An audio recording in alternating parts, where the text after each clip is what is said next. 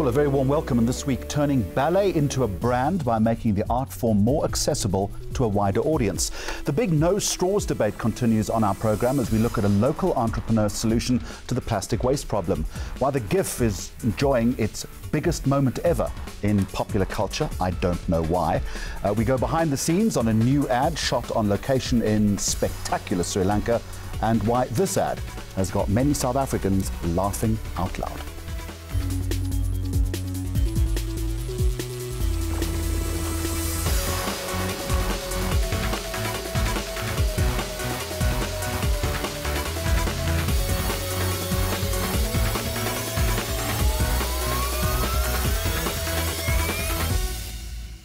So all of that to come, but let's start with this. There is absolutely no doubt that the venerable art of ballet is a highlight in many people's social itinerary, but it is also often labelled as elitist and alienating, perhaps to a larger audience. So, in a bid to make the art form more accessible, the Joburg Ballet combining forces with the advertising agency TBWA Hunt Lascaris to create a series of short videos depicting relatable current issues through dance. Kabelo Moshapalo from the agency is with us, and also one of the visionaries behind their campaign, alongside Keke Chele, program director at the Joburg Ballet. Keke, I want to start with you if I can.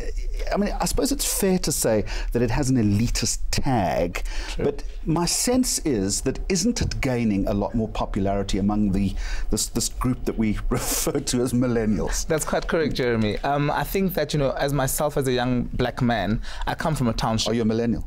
No, I'm not a millennial, thank goodness. And, I came from an environment where sport itself was the most accessible thing to someone like me. But then I went to school and discovered that there's an art form where people are taught how to dance.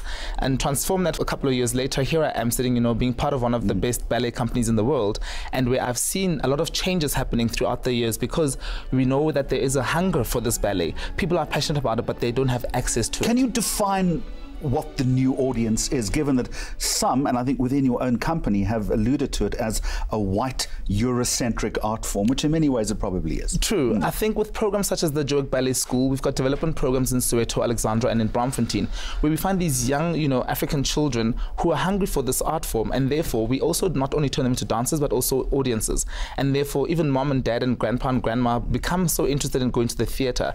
And so these are young, very hip and happening young individuals who'd rather spend more time on their gadgets rather than go to a theatre show. But now we're trying to change that by creating these breaking ballet videos because they're accessible on their gadgets wherever they may be. At which point you called Kabelo into the whole mix. You've never danced a ballet step in your life, I can see that.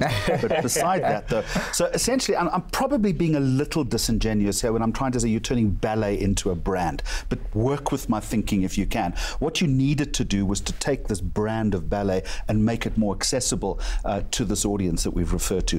What was the thinking behind that? And is it difficult to reach that gadget-driven millennial audience that Keke is talking about? Yes, definitely. I think to start off with, to actually resonate with them, we have to actually touch on topics that are actually culturally relevant. So we have a process called D-Live. Don't go so fast. Why is that important to do that? That is very important because they're actually time-starved, and they only take notice of current affairs and keeping abreast of things, and we have to actually disseminate the actual content as well in bite-sized chunks. So that's why we came up with Breaking Ballet, which is today's big stories told as bite-sized ballets, because in the art form of ballet, it is storytelling, and we took that storytelling to another level. We actually then have almost like a social commentary, but also an interpretation of current events in the form of dance. So what type of current events are we talking about? We have varying topics. The current ballet actually showcases the Black Panther movie, which was actually a cultural moment. Yeah. We have other varying ones like the Cape Town crisis, which is the drought. The water crisis. The water crisis.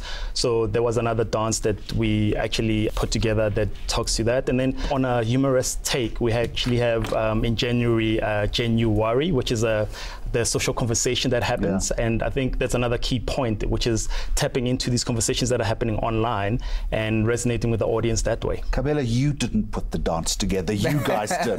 That's true, yes we did. So how do you lock the dance side of the equation into this very smart idea of finding current affairs? Well, the process, it took about a week for each of these videos to be produced. But, so we identify what the trending topic is, and then we have to then call in our artistic director, one of the dancers in the company, to create a choreographic extract for this particular. And how much license did you give them in that respect? Oh, as much as possible. Yeah. I mean, you could do anything. I mean, it's a trending topic. It's a current topic that nobody's actually ever created any kind of ballet with. And here we sit with 8 videos later, and some of them have gotten thousands of views simply because people have now associated this ballet thing without thinking about the long narrative story where, I don't know, some girl in an ethereal world is going to die at the end or something. And there's a swan involved. Yeah. You know what I mean? Exactly. But rather you see, I mean, like the Floyd Mayweather fight as well. We had to choose, we didn't know how the fight would end, for example, and therefore had to shoot 2 options depending on who the winner would be. And that's how current we had to be. And as soon as the fight ended, I think literally 5 or 10 minutes later, we launched the video. And that's how we were keeping,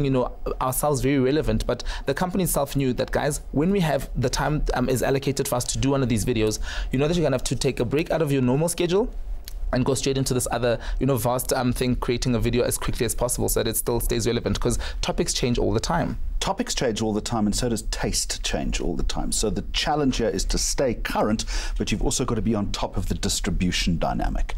So how did that work? So there's 2 aspects to that. One is with regards to the topics. It's picking the topics that are cultural moments, so the ones that have a bit more significance in terms of a global conversation. And then with regards to the distribution of it, it's enlisting influencers and tastemakers with regards to starting the conversation. But I think with the provocative nature of some of the topics, it actually was a seamless transition in terms of when we posted the content that it got picked up immediately. I've said 1,000 times on this program before, literally, probably more than 1,000 times, that you can't manage something unless you can measure it. And I'm assuming the intention here is to get bums on seats. That's what you want to do. Early days at this point, but is there any indication that you're starting to find traction?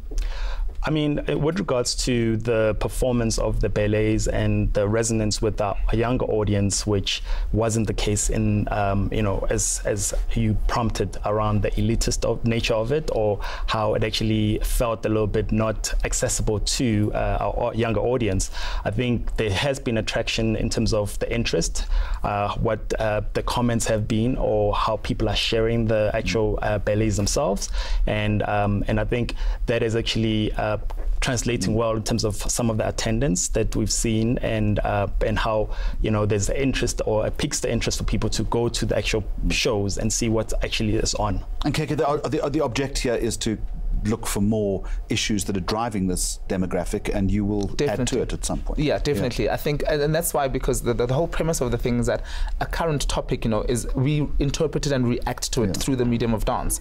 And like Kabela was saying, I feel that we want to get these younger ones to actually, translate in their minds how to choose and tell mom or dad that don't buy me data to watch the next video, buy me a theatre ticket. That's the ideal goal that we've got in our mind at Joburg Ballet, because we're trying to get the message home, but also translate it into, like you said, bums on seats. You're asking these people to give up data. Well, good luck, they know that you tell me how that goes. Tough choice. But a fascinating campaign, and I think it really will find the resonance. And thank you so much to both of you for joining us. Great idea. Thank you. So we're going to move on to dancing of a completely different kind now. And our ad of the week sees a hapless farmer hilariously misunderstand an instruction from his therapist. The ad is for the King Price Insurance Company, and it was produced by the newly founded Freckle Creative Agency, and it's gained a lot of traction on social media within 24 hours of being posted online. Take a look at it, and you can let us know what you think of the ad on our Facebook page.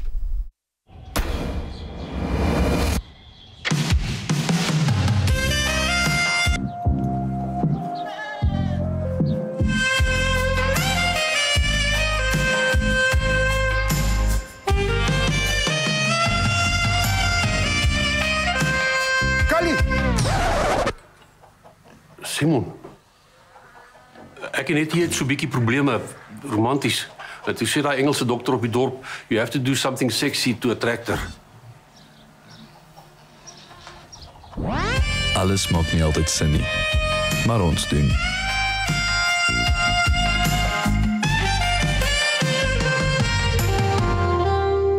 Mags on Media. Next up, why the GIF is experiencing its biggest moment ever in popular culture and how brands can, should and need to leverage its popularity.